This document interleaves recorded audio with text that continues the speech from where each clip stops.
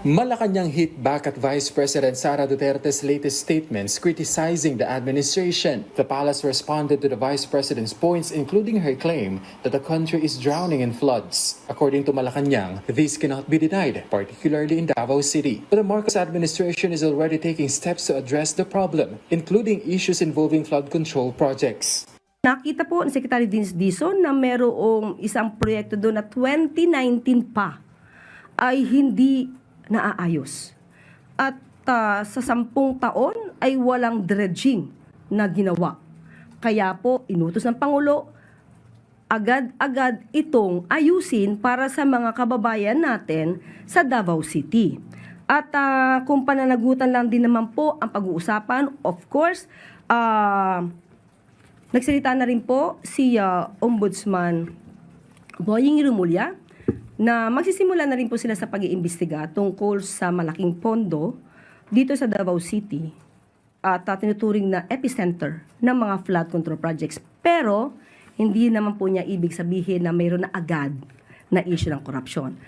Castro also pointed out that it should be shown where the more than 13,000 flood control projects under the term of the Vice President's father, former President Rodrigo Duterte, went after these were reportedly completed in 2022. Dapat po talaga itong makita at nakikipag-ugnayan din po tayo sa DPWH na dapat natin malaman kung ito ba ay numero lamang o totoong mga nag-i-exist.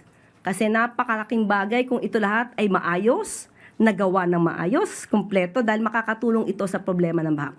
So kung meron dapat managot dito sa mga proyektong ito, dahil inamin naman ni dating Pangulong Duterte na merong ghost projects sa panahon niya, dapat din natin malaman. Kasi para mabigay po natin ang kahilingan ng Vice Presidente na managot ang dapat na managot.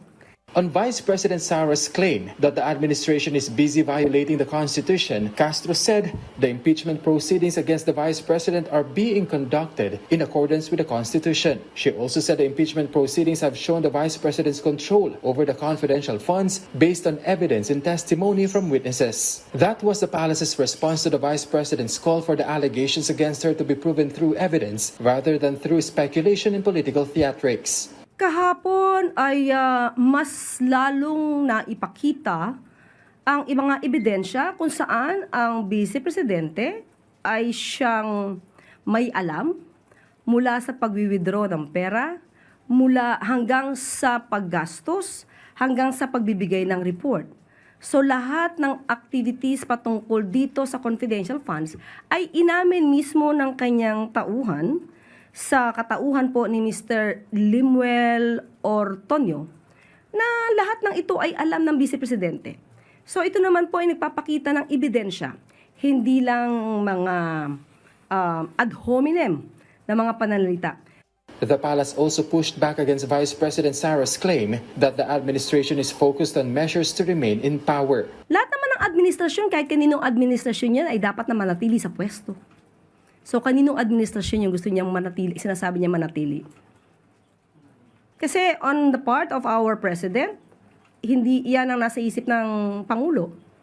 Di natin alam kung nasa isip ng Vice Presidente. Parte siya ng gobyerno. Kenneth, pasyente for the nation.